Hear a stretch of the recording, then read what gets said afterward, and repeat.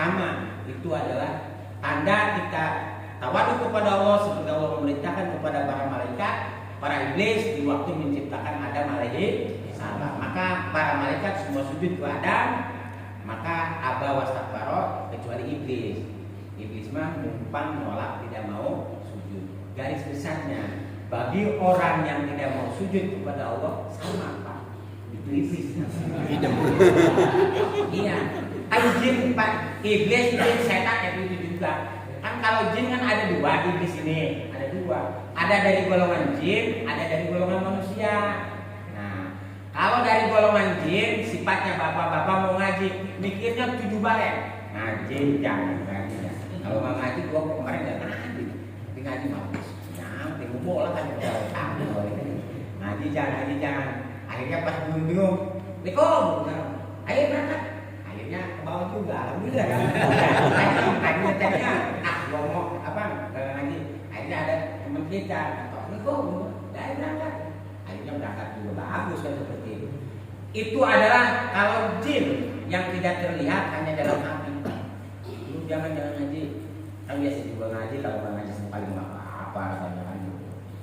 Itu jin yang tidak terlihat, tapi yang lebih bahaya jin manusia Pak. Dulu kan ustadanya ngaji aja katanya.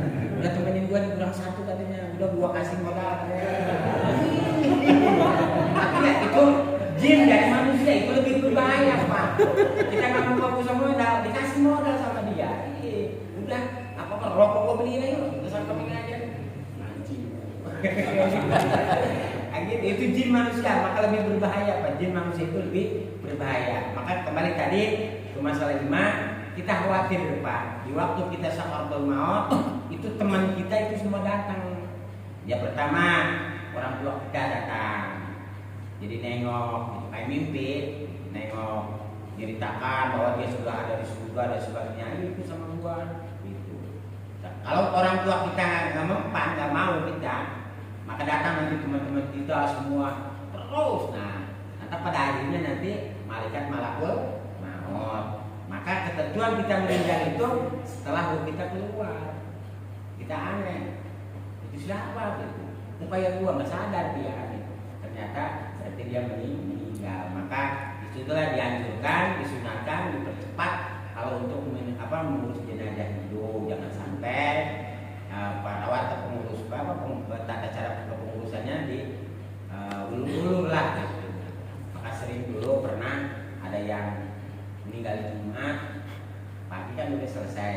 Tadinya kan udah ke Abdullah sebelum Jumat kan udah selesai dibawa ke masjid. Ternyata DKM kurang paham. Jenazah itu ditaruh di belakang sholat Jumat dulu belum gitu. Nggak boleh.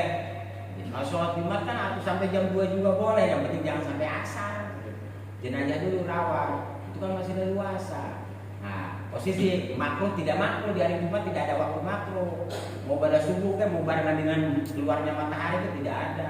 Mau jam 11 ke jam berapa tidak ada waktu di waktu hari Jumat. Jadi kalau seandainya ada yang meninggal di hari Jumat atau malam Jumat dipercepat supaya sebelum Jumatan sudah selesai.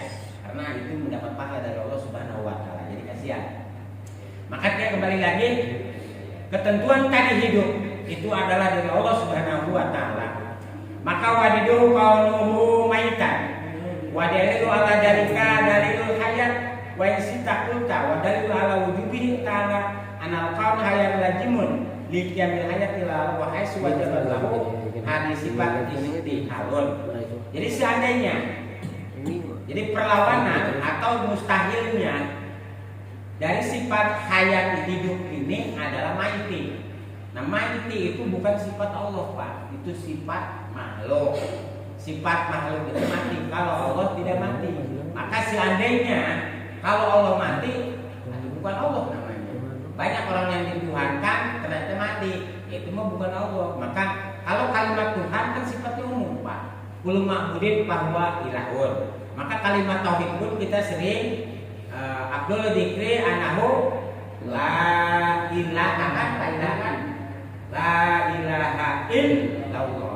Maka diistisna dengan illallah. La ilaha tidak ada Tuhan bagi kita kecuali adalah Allah Subhanahu wa taala. Karena apalagi dulu banyak Pak Tuhan itu banyak. Jadi Tuhan itu adalah pemahaman makna Tuhan. Kullu ma'budin bahwa ilahun. Apapun yang diibadahi, ibadah itu pemahamannya bukan gini Pak. Kita kan terlalu bahasanya terlalu pendek pikirnya. Bahasa ibadah itu kan seolah-olah sholat, ngaji kan seperti itu. Bukan. Awal kalimat ibadah adalah abadah, pengabdian, abid. Abid itu kan tunduk, nurut. Yang kayak karyawan tunduk, nurut sama bosnya. Wajar kan karyawannya kok. Nah, abid pun juga sama. Kalau kita merasa abid, nah, abid siapa? Adalah hamba. Kita itu adalah hamba Allah Subhanahu wa Ta'ala. Maka ubudiyah, kalau kita ada rasa takut, maka itu sama Tuhan namanya. Jadi seandainya umpama bapak-bapak punya keris 7 luk umpama, dia kan punya membonjol sini kan. Membonjol. Nah bulan mulut itu kan dikasih air kembang. Airnya itu kan harus kelapa hijau. Bohong itu Pak, saya dulu pernah suruh nyari kelapa hijau, repot-repot. Kelapa kuning saya ambil, nyantap juga nyengek. Bohong itu harus kelapa hijau, enggak. Ya saya pernah dikasih ongkos kan, Ustaz tolong carikan kelapa hijau. Saya ambil, nipu, sebelum amat ya waktu itu mah, menipu duit kan gitu rasanya. Tapi ada rasa juga, jangan-jangan nyantap bahasanya, nyantap itu apa ya bahasanya? Dia nyuruh gitu kan, nyuruh. Tapi ternyata enggak, dia nggak tahu. Nggak tahu. Itu wajar lah, keris ini besi. Tahu di mana dia kan gitu. Enggak apa-apa. Oh berarti. Jadi setelah bulan kasih air kembang, air kelapa, mandiin terus segala macam, terus kasih minyak wangi segala.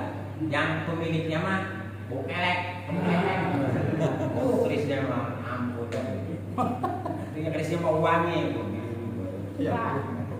Nah kalau memang pengabdian seperti itu seolah-olah tidak dirawat dia itu bisa mati kita, maka itu sama Pak, namanya itu Tuhan namanya. Maka kita berarti bertuhan dua, maka itu termasuk musyrik namanya syirik. Nah sedangkan kalau kita termasuk syirik tidak ada pengampunannya dari Allah, tidak ada Pak.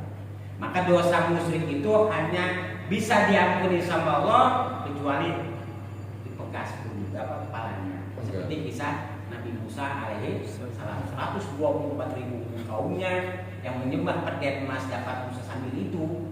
Ya semua kan tobat, Nabi Musa nggak bisa, kecuali dia harus dibunuh. Ternyata jamaahnya masyarakatnya siap, 124.000 jamaah semua dipenggalkan, jelas. Itu karena tidak ada dosa musyrik tidak diampuni sama Allah. Cuma musyrik ada dua Pak, ada musyrik besar, musyrik kecil. Musyrik besar itu adalah jelas-jelas kita pengabdian kepada berhala tadi, itu total khawatir, maka jangan sekali-kali kita melakukan kesyirikan tadi. Nah musyrik kecil adalah di waktu sholat Pak. Coba Bapak koreksi di Al-Quran, paman karena yarju liku arobah walayak malah amalan sholat wala yusiku bi ibadati robi. Bapak menyatakan ini wajatu wajib, badanku hatiku madep kepada Allah. Bohong. Yang ada kan kita, mungkin bapak-bapak ada yang lupa juga di waktu sholat, ingat kan. Nah kalau di waktu kita sholat menyatakan kepada Allah, ternyata yang hadir itu bukan Allah, tapi yang lainnya, itu pun juga sama musyrik. Maka kita tetap melakukan ibadah sholat. Maka nanti di yaumil jazaa ada mizan, ada hisab, perhitungan amal. Tidak di sana itu Pak, tidak ada pengampunan, tidak ada. Kita punya dosa belum kita tobati mati. Dan kita di sana Allah yang Ghafurur Rahim. Semua dosa diampuni sama Allah. Diampuni pun kalau kita waktu itu tobat Pak. Tapi dosa yang tidak pernah kita tobati ke bawah mati, di sana diampuni tidak. Di sana tidak ada alam maghfirah. Cuma Allah lakukan maghfirah itu berdasarkan catatan yang dicatat oleh malaikat Raqib dan Atid tadi. Jadi dosa yang kita belum tobat kepada Allah, kita tidak pernah merasa berdosa kepada Allah, tidak tobat karena tidak merasa dosa. Padahal kata Allah, ni'mal abdu anahu awam. Sebaik-baiknya hambaku orang yang tidak berdosa tapi tobatnya terus-terusan. Nah, mungkin bapak-bapak, alhamdulillah saya percaya bapak-bapak udah luar biasa sholatnya pada rajin. Sering kita baca sholat istighfar kan, astagfirullahaladzim. Itu kan udah budaya kita astagfirullahaladzim. Nah, di kalimat istighfar tadi astagfirullah, tolong hati Bapak minta kepada Allah. Sambil kita mengucapkan astagfirullahaladzim, hati kita berdoa kepada Allah, ya Allah, Rabbi ampunilah dosa-dosaku gitu.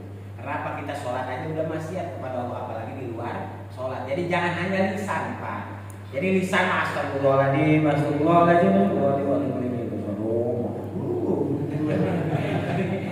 itu mah bukan istighfar namanya, Pak. Istighfar itu istaghfiru rabbakum, kita minta pengampunan, bukan mengucapkan pengampunannya.